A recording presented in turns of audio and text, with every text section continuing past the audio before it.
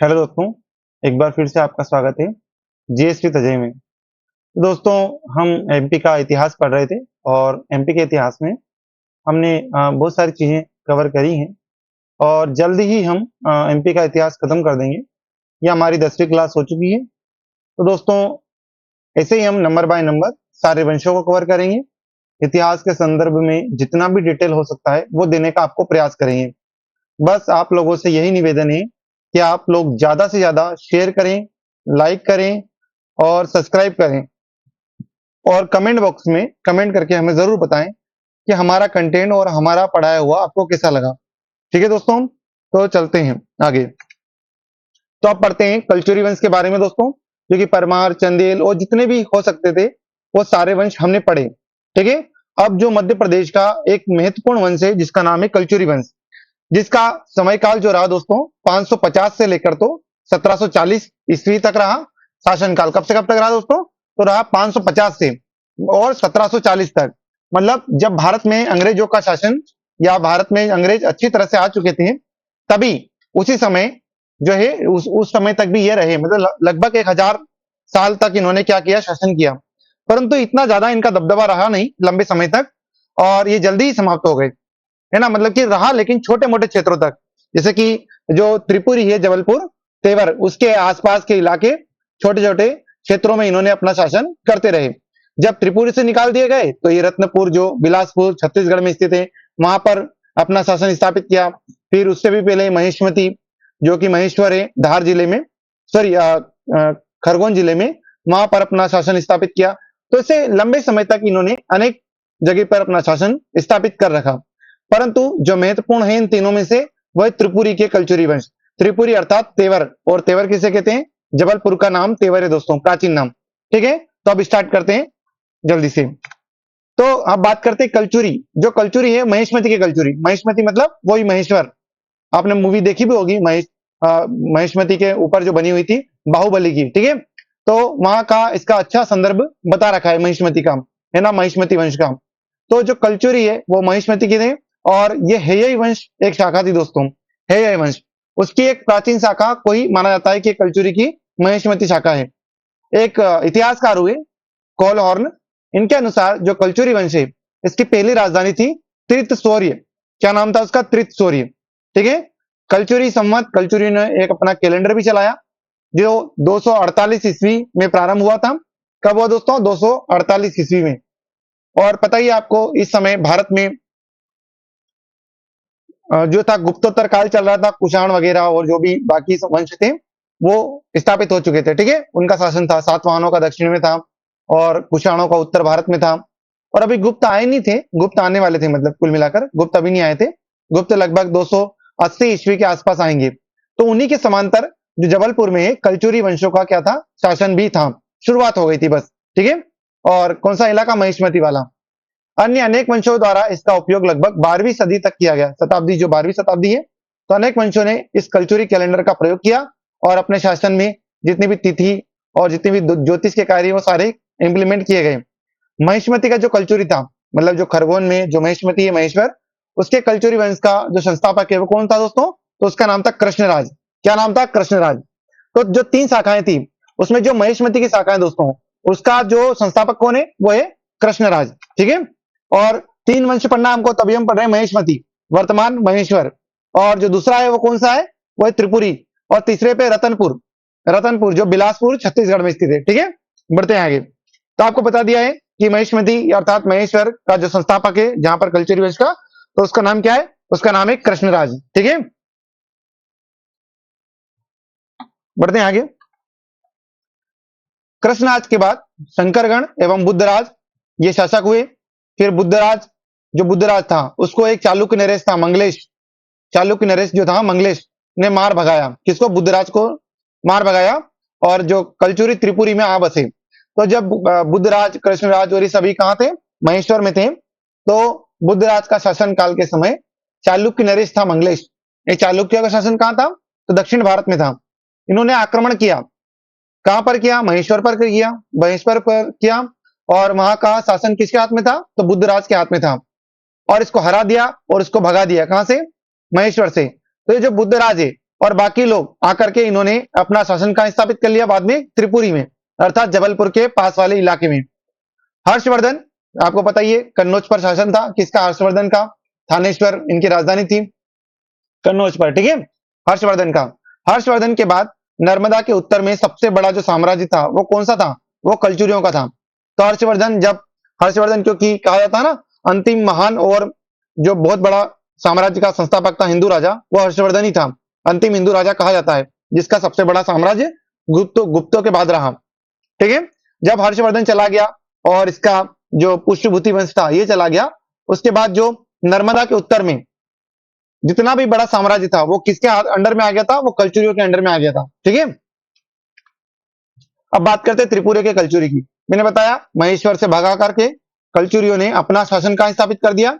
तो वो कर दिया था त्रिपुरी अर्थात जबलपुर के आसपास वाले क्षेत्र में, ठीक है। ये बहुत ही महत्वपूर्ण शाखा है दोस्तों, इसी के बारे में ज्यादातर क्वेश्चन आते हैं और इसी के वंश में हमें ज्यादा जानकारी इतिहास में मिलती है। बाकी अनेक वंश है परंतु उनके बारे में हमें इतनी ज्यादा जानकारी नहीं मिलती। त्रिपुरी के जो कलचुरी है उन्हें चेदी राज्य भी कहा जाता था, अर्थात चेदी वंश भी कहा जाता था त्रिपुरी के कलचुरियों को, ठीक है। अब इसकी स्थापना जो त्रिपुरी अर्थात तेवर या जबलपुर, इसमें जो कलचुरी वंश का संस्थापक था वो कौन था?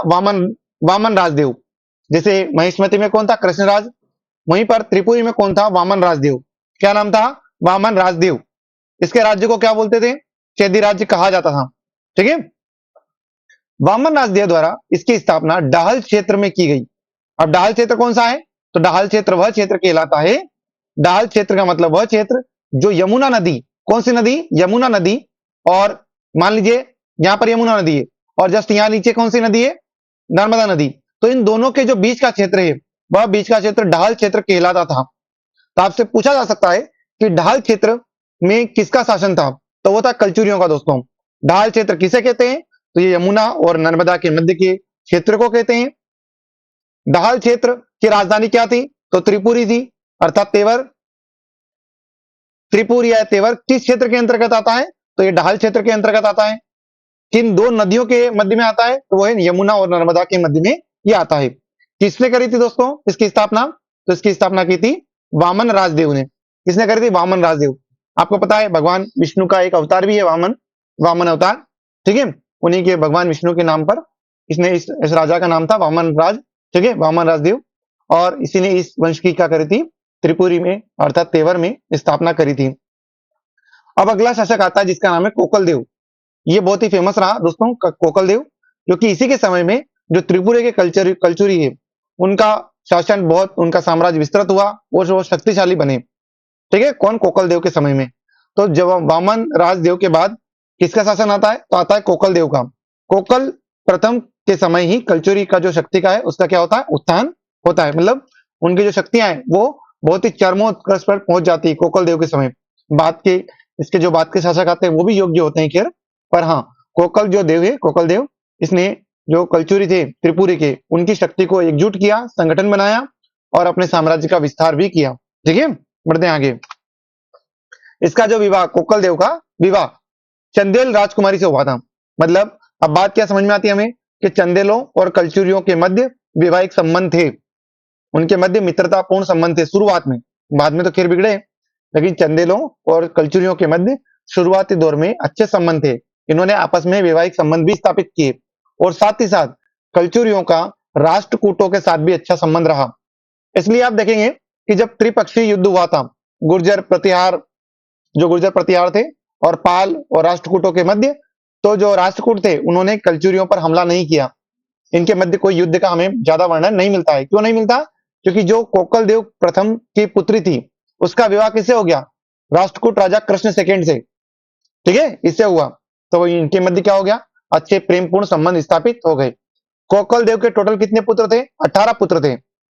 इसके बाद जो कोकल देव है इसके बाद इसका पुत्र जो था मुग्धतुंग वह शासक बना, और मुग्धतुंग के बाद बालहर्ष बना, और बालहर्ष के बाद कौन बना? इसका बेटा केयूरहर्ष, ठीक है, ये बना। लेकिन जो केयूरहर्ष है वो युवराज देव कहलाया बाद में। तो युवराज देव है यही महान शासक माना जाता है इन सब में। ये तीनों चारों जो बाद में आए ना, इनमें कौन माना जाता है? तो वह युवराज देव माना जाता है। बाकी का तो नाम के राजा थे, ज्यादा अच्छा इनका शासन नहीं रहा। अब बात करते हैं युवराज देव पर दोस्तों। धर्म और साहित्य का सबसे बड़ा जो आश्रयदाता था वह कौन था? युवराज देव। अब इससे क्या तात्पर्य मिलता है हमें? इससे तात्पर्य यह मिलता है कि धर्म के काम में युवराज देव ने अच्छे काम किए, और साहित्यिक जो थे, जितने भी साहित्य की रचना करने वाले, चाहे कवि हुआ, रचनाकार हुआ, नाटककार हुआ या आर्किटेक्चर हुआ, उसको इन्होंने अपने दरबार में आश्रय दिया। स्वयं तो निर्माण करवाया, लेकिन कवियों को भी आश्रय दिया, और अनेक कवियों ने इनके दरबार में अनेक रचनाएं लिखी, जो इनके वंश की बारे में जानकारी भी देते हैं, और उस समय की साहित्यिक, संस्कृति और राजनीति के बारे में विभिन्न पहलुओं को भी हमें दर्शाने का काम करते हैं कि उस समय कैसा शासन रहा होगा।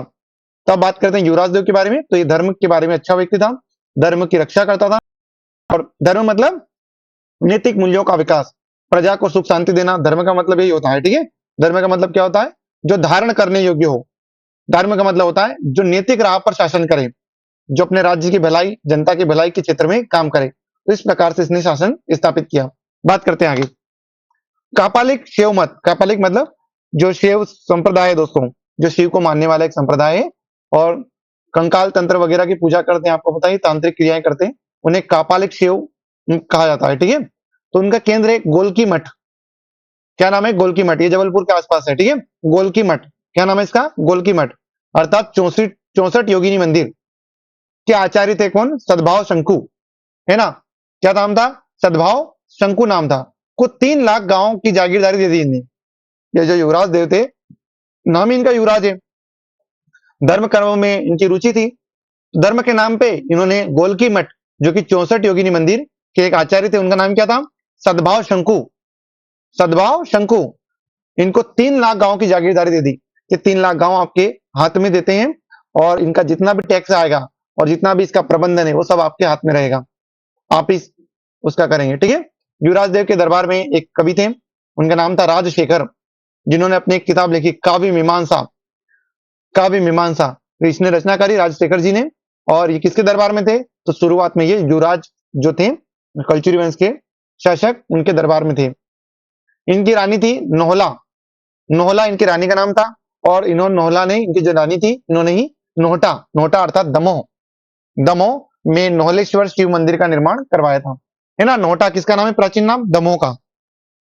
इनका एक बुद्धिमान मंत्री था, भाग मिश्र। क्या नाम था? भाग मिश्र, अर्थात भागु रायण। भागु रायण इनका एक मंत्री था, बुद्धिमान, जिसके कहने पर और जिसके अच्छी सलाह पर इनके साम्राज्य का विस्तार हुआ, इनकी शक्तियों का विस्तार हुआ। बढ़ते हैं आगे दोस्तों। अगला आता है लक्ष्मण राज। दोस्तों लक्ष्मण राज जो है, अगला शासक है लक्ष्मण राज। लक्ष्मण राज, इसकी कन्या बोथा देवी चालुक्य राजा से ब्याही। जो लक्ष्मण राज की कन्या है, मतलब जो लड़की, बात का शासक कौन आया? लक्ष्मण राज। इसकी बेटी, उसका नाम है बोथा देवी। बोथा देवी का विवाह करवाया किससे? चालुक्य राजा से। ठीक है, जिससे बाद में जो लक्ष्मण राज का कन्या का पुत्र, मतलब इसका जो भांजा, भांजा भांजा कहते हैं ना, मतलब इसे भाने जी बोलते हैं हमारे इधर तो, कि बेटी का जो लड़का है ना, नाना जी कहलाएंगे लक्ष्मण राज जी। तेलेब सेकंड पैदा हुआ। तेलेब सेकंड ने राष्ट्रकूटों को परास्त करा। बाद में चलकर राष्ट्रकूटों को इसने पीटा, अच्छा खासा पीटा, भगा दिया अपने क्षेत्र से। और कल्याणी में चालुक्य वंश की पुनः स्थापना की थी। कल्याणी में, क्योंकि कल्याणी चालुक्यों से इसका क्या था? अच्छा संबंध था तेलेब दीदी का। ठीक है, क्योंकि चालुक्य नरेश था तेलेब दीदी, जो किसका भांजा था? लक्ष्मण राज का, मतलब उसकी बेटी का बेटा। ठीक है, तो तेलेब सेकंड जो है चालुक्य राजा था। इसकी शक्ति क्षीण हो चुकी थी, परंतु तेलेब जो दीदी है वो बहुत ही प्रतापी राजा सिद्ध हुआ, जिसने राष्ट्रकूटों को हराया और कल्याणी में वापस से चालुक्य वंश की स्थापना की। लक्ष्मण राज के बाद आता है गांगेय, और गांगेय को हम 2-3 बार पढ़ चुके हैं दोस्तों। कैसे पढ़ा? हमने चंदेलों के समय भी गांगेय को पढ़ा था, हमने परमारों के समय भी पढ़ा, क्योंकि गांगेय का अधिकतर युद्ध हुआ किससे? परमारों से। परमारों से इसका युद्ध हुआ बार बार, और गांगेय को बहुत बार राजा भोज ने हराया भी, और एक बार हारा भी। ठीक है, गांगेय को बहुत बार हराया राजा भोज ने, और राजा भोज को इसने भी हराया, पर ज्यादा बार नहीं हरा पाया, कम बार ही हराया। अल बरूनी ने इसकी बहुत प्रशंसा की है।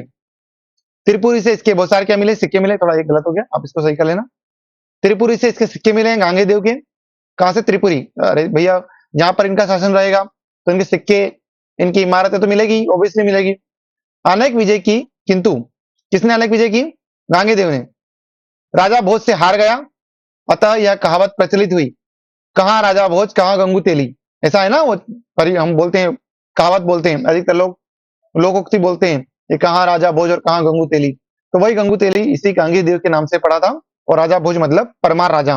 दोनों के मध्य युद्ध हुआ और राजा भोज ने गांगेदेव को खूब पीटा और आके बाद में ये गांगेदेव जो है अपने घर में आके रोया। पहले तो एक रात रोया, पूरी रात इसने शराब का सेवन किया और अगले दिन फिर होश में आया। ठीक है, ये गांगेदेव है। बढ़ते हैं आगे।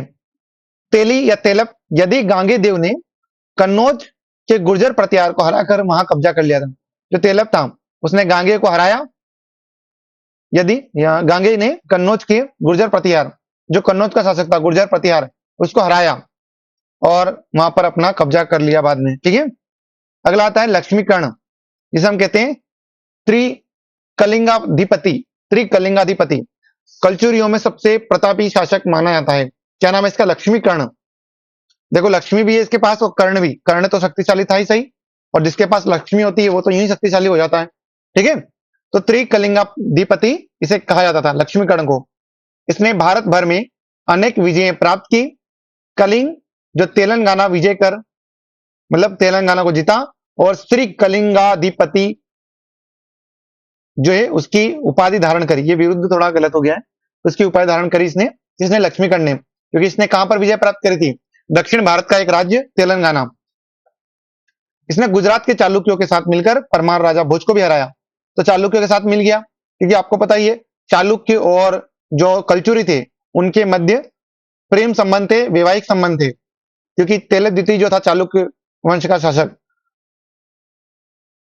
वो इनका भांजा ही था, जो पिछला हमने पढ़ा अभी। ठीक है, तो आपस में इनका जो लक्ष्मण था, लक्ष्मणकर्ण, उसका इनका संबंध अच्छा था, तो वैवाहिक संबंध थे। तो दोनों ने मिलकर के फिर परमार जो राजा भोज था उसको हराया, और फिर परमार राजा भोज की 1053 ईस्वी में यहीं पर मृत्यु हो गई। ठीक है, रासमाला एक साहित्य है, उसके अनुसार 136 राजा कर्ण डेहरिया की अधीनता मानते थे। कर्ण डेहरिया, यही कर्ण डेहरिया इसकी अधीनता को क्या करा? स्वीकार किया। अब बाद में कलचुरी शक्ति का पतन शुरू हुआ, किसके बाद में? लक्ष्मीकर्ण के बाद में।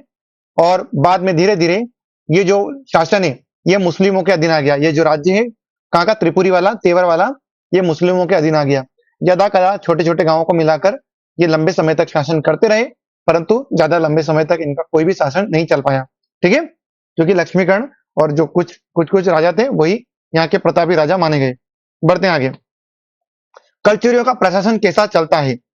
तो कुछ बातें दोस्तों जानना जरूरी है प्रशासन के बारे में, और खासकर कलचुरियों के बारे में, क्योंकि कलचुरी जो शासन था परमार और चंदेलों के अलावा मुख्य रूप से केवल और केवल मध्य प्रदेश का राज्य के अंतर्गत शासन था इनका, इसलिए जानना जरूरी। तो कलचुरी जो शासन था वो प्रजा के हितकारी था, मतलब प्रजा का हित ज्यादा सोचता था। ठीक है, प्रजा के हित में सोचा करता था।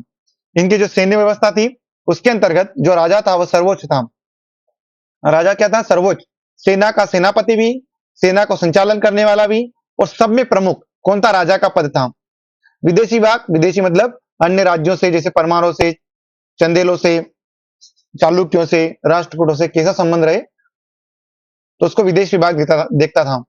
तो विदेश विभाग का नाम क्या था? संधि विग्रहाधिकरण। ये पूछा जा सकता है दोस्तों, संधि विग्रहाधिकरण जो शब्द है वो किस लिए प्रयुक्त होता था? तो होता था विदेश विभाग के लिए। संधि, संधि का मतलब पता ही आपको, संधि मतलब या तो जुड़ना, मित्रतापूर्ण जुड़ाव करना, या युद्ध हो जाने के बाद, हार या जीत के बाद जो शर्तें और समझौते किए जाते हैं उसे संधि कहा जाता है। सुखद विग्रह, सुखद विग्रह मतलब जो संधि करता था उसका नाम क्या था? सुखद विग्रह। युद्ध इस विभाग के प्रमुख कार्य थे, है ना। जो संधि, युद्ध इस विभाग का क्या था? प्रमुख कार्य था। और इसका मुख्य अधिकारी कार्य क्या कहलाता था? महासंधि विग्राहक। महासंधि विग्राहक। तो जो विदेशों से या अन्य राज्यों से जो भी युद्ध वगैरह होते थे उसका काम सुखद विग्रह के अधीन था, अर्थात संधि में आता था वो। और इसका प्रमुख अधिकारी का नाम क्या था? उसका नाम था महासंधि विग्राहक। ठीक है, बढ़ते हैं आगे। पुलिस विभाग, पुलिस विभाग दंड राज्य का प्रशासनिक विभाजन, पाशिक या दंड नायक के नेतृत्व में पुलिस विभाग था। तो पुलिस विभाग का प्रमुख कौन था? उसका नाम था पाशिक, या एक और नाम आता है दंड नायक, मतलब जो एसपी होता है, एसपी जो होता है पुलिस जिले का प्रमुख, इसी प्रकार से, या फिर जो राज्य का प्रमुख होता है, आपने देखा ही होगा डीआईजी वगैरह जो ऊपर के पद होते हैं, वो सब का प्रमुख अधिकारी इस समय था। ठीक है, पुलिस विभाग का। राज्य का प्रशासनिक विभाजन इस प्रकार था, तो जनपदों में बटा हुआ था, अधिकारियों में बटा हुआ था। ठीक है, जनपद, तो टोटल 7 देश थे इनके अंतर्गत। एक है मध्य प्रदेश, एक है वडहर, एक है भट्टबिल, ब्रह्मरव्रत, काकर्य, तमनाल व विठरा देश, तथा मंडलों का उल्लेख कल्चुरी अभिलेखों से मिलता है। ये 7 देश या 7 जनपद इनके अधीन थे। अधिकारी इसमें अमात्य एवं विभिन्न विभागों के अलग अलग अधिकारी थे। जैसे शिक्षा का अधिकारी होता है, स्वास्थ्य का अधिकारी होता है, ठीक है, संचार का अधिकारी होता है, और महिला एवं बाल विकास का अधिकारी होता है। उसी प्रकार से इनके भी समय में अलग अलग अधिकारी थे जो अलग अलग कामों को संचालित करते थे। ठीक है, एक है महाध्यक्ष। महाध्यक्ष नामक अधिकारी सचिवालय का प्रमुख था, है ना, मुख्य अधिकारी कहलाता है, अर्थात कहते हैं ना मुख्य सचिव, सचिवालय का मुख्य सचिव। जैसे भोपाल में या दिल्ली में सचिवालय होता है, उसका जो प्रमुख व्यक्ति होता है उसको हम सचिव कहते हैं, मुख्य सचिव। लेकिन यहाँ पर क्या कहते हैं, महाध्यक्ष। ठीक है, अगला, महासेनापति अथवा सेनाध्यक्ष या सैन्य प्रशासन के वह दंडपाशिक अथवा दंडनायक जो आरक्षी पुलिस होते हैं, विभाग के प्रमुख, महाभंडारकारी, महाकोटपाल अर्थात दुर्ग व किले की रक्षा करने वाला आदि अन्य विभाग अध्यक्ष थे। तो अलग अलग इनके नाम है दोस्तों। ठीक है, जैसे कि सैन्य प्रशासन का दंडपाशिक था, ठीक है, या दंडनायक। जो आरक्षित विभाग का प्रमुख था उसका नाम था महाभंडारिक। जो दुर्ग या किले की रक्षा करता था उसका नाम था महाकोटपाल। तो अलग अलग नाम थे दोस्तों ये। अमात्य सबसे शक्तिशाली अधिकारी होता था, अमात्य को ही हम प्रधानमंत्री कहते हैं। ठीक है, मंत्रिपरिषद भी थी उस समय, मतलब राजा अन्य मंत्रियों की सहायता से निर्णय लेता था और शासन का संचालन करता था। राजस्व व्यवस्था, राजस्व व्यवस्था जो राजस्व विभाग मतलब जो वित्त विभाग है, वित्त मंत्रालय कहते हैं ना, वही वाला मंत्रालय। ठीक है, उसका जो वित्त मंत्री होता है उसका नाम क्या था, महाप्रमात्र। महाप्रमात्र उसका नाम था, महाप्रमात्र। ठीक है, वित्त मंत्री का नाम, जो निर्मला सीतारमण है अभी, तो महाप्रमात्र जो है हमारे राजस्व या वित्त मंत्री कहलाते हैं। टैक्स, कर जो है नमक कर, खान कर, खान मतलब लोहे खनिज आदि पर लगने वाला कर, खान कर, जो खान से निकलता है ना, खान खदाने, जब हम बोलते खदाने, लोहा और खनिज, तो खान कर कहलाता था वो। वन व चारागाह, बाग बगीचा, आम महुआ आदि पर लगने वाला कर राजकीय आय के प्रमुख स्रोत थे। मंडी में सब्जी बेचने के लिए युगा नामक परवाना परमिट लेना पड़ता था। तो ये पूछा जा सकता है दोस्तों, क्योंकि ये बहुत ही इंपॉर्टेंट जो है स्टेटमेंट होती है। ठीक है, कि जो कल्चरियों के अधीन युगा नामक जो एक शब्द का प्रयोग किया जाता था उसका मतलब क्या होता था, तो एक प्रकार का परवाना है, परमिट है, लाइसेंस, एक प्रकार का लाइसेंस लेना, किसके लिए, सब्जी बेचने के लिए। अब स्थानीय शासन मतलब कि जो निचले स्तर पर शासन कैसा होता था, तो गांव और नगरों में जनता द्वारा निर्वाचित 5 सदस्यीय पंचकुल नामक परिषद स्थानीय शासन करती थी। जिसे होता है ना पंच, सरपंच मतलब एक तो मुख्य अध्यक्ष और बाकी पंच लोग आपस में मिलकर जैसे गांव का संचालन आज भी करते हैं, उसी प्रकार से उस समय भी पंचकुल नामक 5 जो सदस्य होते थे वो पूरे गांव और जो नगर होते थे नगर में उनका शासन संचालित करते थे। और जो सदस्य होते थे 5 सदस्य, ये महत्तर कहलाते थे। महत्तर इनका नाम था, क्या नाम था, महत्तर। नगर के प्रमुख अधिकारी को पूर्व प्रधान कहते हैं, ग्राम के प्रमुख अधिकारी को ग्रामकूट या ग्राम भोगिक, और कर वसूलने वाले अधिकारी को शुल्किक। शुल्किक, शुल्किक जो टैक्स लेता था वसूलता था उसको शुल्किक कहा जाता है। जैसे कलेक्टर होता है, कलेक्टर जिले में कलेक्टर क्या काम करता है, वो कर का वसूल भी करता है। ठीक है, इसलिए कलेक्टर बोलते थे उसको, शुल्किक। अब तो खैर दोनों काम करता है, उसको डीएम भी बोला जाता है, वो न्याय और प्रशासन का काम भी करता है और टैक्स का काम तो करता ही है। तो कलेक्टर जब टैक्स कलेक्शन करता है तब कलेक्टर, और जब प्रशासन संभालता है, जब पुलिस व्यवस्था और बाकी व्यवस्था संभालता है तो उसे हम डीएम कहते हैं। जुर्माना वसूल करने वाला को दंडपाशिक कहा जाता था। जुर्माना क्यों, यदि कोई गलती करोगे आप तो जुर्माना मतलब दंड दिया जाएगा। दंडपाशिक जो व्यक्ति था वो जुर्माना वसूल करता था। कलचुरी ने पता ही आपको अपना एक खुद का कैलेंडर चलाया। आबिर राजा ईश्वर सेन द्वारा 248 ईस्वी में अर्थात ईस्वी में प्रचलित इस संवत का प्रयोग कलचुरियों ने बहुत ज्यादा मात्रा में किया, इसलिए इसका नाम क्या पड़ गया, कलचुरी संवत। वैसे इसका आबिर वंश के राजा था ईश्वर सेन, आबिर वंश का राजा जो था ईश्वर सेन, उसने इसका शुरुआत की थी, परंतु यूज किसने किया था, यूज किया कलचुरियों ने, इसलिए इसका नाम क्या पड़ गया, कलचुरी संवत। ठीक है, महत्वपूर्ण तथ्य कलचुरियों के बारे में, गांगे देव ने लक्ष्मी प्रकार के स्वर्ण सिक्के चलाए। लक्ष्मी प्रकार मतलब सिक्के पर लक्ष्मी की आकृति वाले सिक्के चलाए, त्रिपुरी से जो प्राप्त हुए हमको। लक्ष्मी कर्ण का विवाह हूण वंशी अव्वल देवी से हुआ। अव्वल देवी, लक्ष्मी का अव्वल देवी से हुआ, ठीक है ना, लक्ष्मी कर्ण का विवाह अव्वल देवी से हुआ। कर्ण ने, जो एक कर्ण था लक्ष्मी कर्ण, बनारस में कर्ण मेरू नामक 12 खंड के मंदिर का निर्माण करवाया। तो बनारस में करवाया, देखो एपी में तो करवाया इसने, बनारस में जाकर भी कर्ण मेरू नामक 12 खंड के मंदिर का निर्माण भी करवाया, जो भगवान शिव को समर्पित है।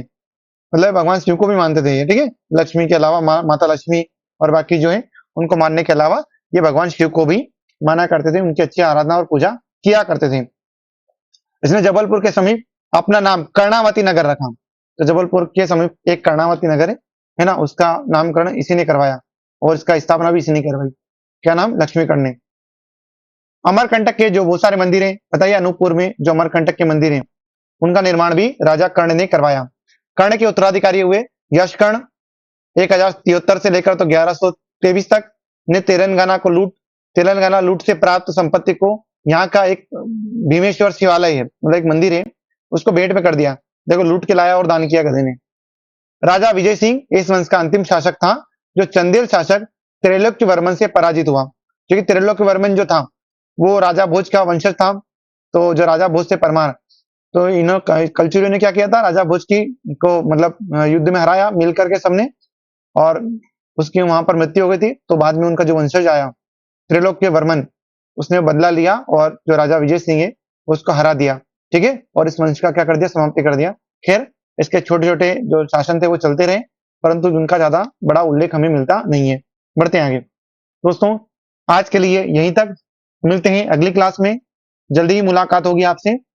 तो आपसे यही निवेदन है कि आप ज्यादा से ज्यादा शेयर करें, लाइक करें, सब्सक्राइब करें और कमेंट बॉक्स में कमेंट करके हमें जरूर बताएं कि हमारा पढ़ाया हुआ आपको कैसा लगा, आपके लिए कितना मददगार हुआ, सारी बातें। इस लेक्चर को आप 2-3 बार देखें, स्पीड बढ़ाकर देख सकते हैं, ताकि आपका फायदा हो जाए, आपको चीजें याद रह जाएं, और जब आप बुक से या इसी पीडीएफ से आप पढ़ोगे तो आपको फायदा मिले। इसके पीडीएफ आपको दोस्तों हमारे टेलीग्राम चैनल, जो कि आपके डिस्क्रिप्शन बॉक्स में दे रखा है, वहां से प्राप्त हो जाएगी। धन्यवाद। ईश्वर आप सभी लोगों को सफल बनाए।